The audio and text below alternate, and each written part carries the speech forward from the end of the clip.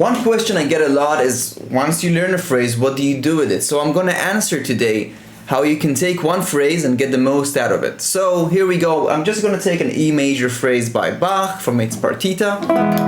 One of his partitas in this beautiful book, Partitas and Sonatas. And the phrase goes like this, very simple. The piece is in E major. Already I can see that the triad E is within the phrase. There's a approach to the root. A part of the triad is there, and there's this diatonic enclosure into the root again. So I'm gonna take this and just say out loud what's going on. So that's the first step you can try. Know what's going on harmonically, or harmonic numbers. So root 7, root 5, third 5, root 2, 1, 7, root, right? Just to know to say it out loud, and then move it to other areas of the guitar. So you take the same notes and you find them in different areas of the guitar. Thus you're also getting different octaves, by the way. So here's one way of playing it, and you can also do it over here or here, and there's probably a bunch of other ways. Yeah, so just being able to see it as what it is and not like as some visualization as a phrase that you can only play in one area, right? Second thing you can do is move it diatonically. So after E major, in the E major scale you have an E major, and then you have F sharp minor, right, as the second degree.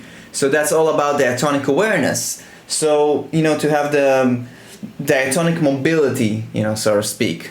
So I'm gonna take the same phrase and I'm gonna move it to F sharp minor. So now I have the same application, same kind of sounding phrase, but I'm embellishing a second harmonic degree. Third degree. Now we're gonna go to A major, it's the fourth degree. B major. C sharp minor. And then I have the seventh degree, which is actually a diminished chord, right? And I'm back to. Right, so that's how I get the most out of phrases, and whenever I try to learn a phrase, even if it's a jazz phrase, let's take a bebop example for So if I take Charlie Parker, right, and I take the A flat piece Diatonically, he starts off with this. So I'm gonna say out loud the harmonic numbers. And first of all, know the harmony, and then say out the harmonic numbers. But if I just take the first chord, A flat, I can see this kind of movement. And then I can find this, okay, I can see this as a first inversion of A flat, right? You're gonna know your triads, and then I know also how to see A flat over here, so I can embellish that phrase into this set of strings. If I see it over here, same thing.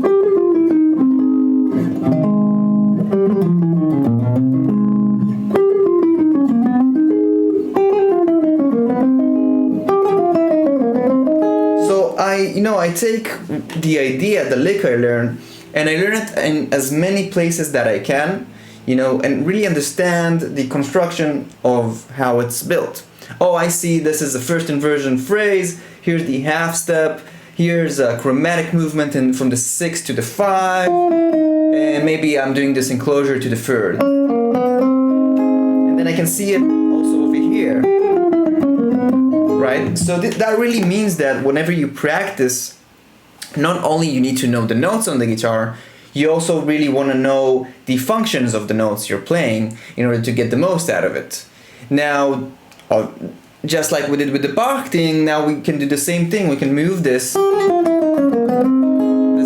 kind of like, construction to the next scale degree. For example, B minor, which is the second degree of A flat major, and you get this.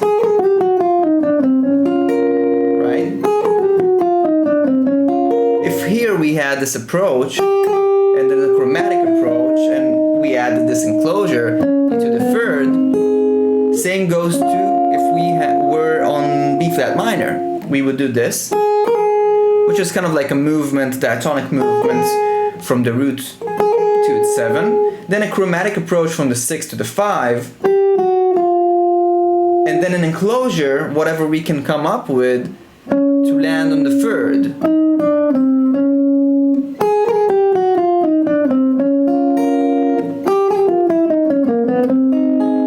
So you see, that's how I would take phrases and really get the most out of them. I've been doing that for a few years now, and it's been super transformative of, you know, the way I learn from phrases. And I thought it's an idea worth sharing today, so hopefully you got some value out of it. I invite you to check out my Galactic Modern Guitar program if you really want to go really deep into knowing the entire fretboard and the harmony and melody, arpeggios, and all that fun stuff. You can check it out in the link in the description. And as always, you can leave a comment and let me know what you would like to see in the next lesson. And thanks for being here. Be sure to subscribe and like this video to help, and I'll see you later. Bye.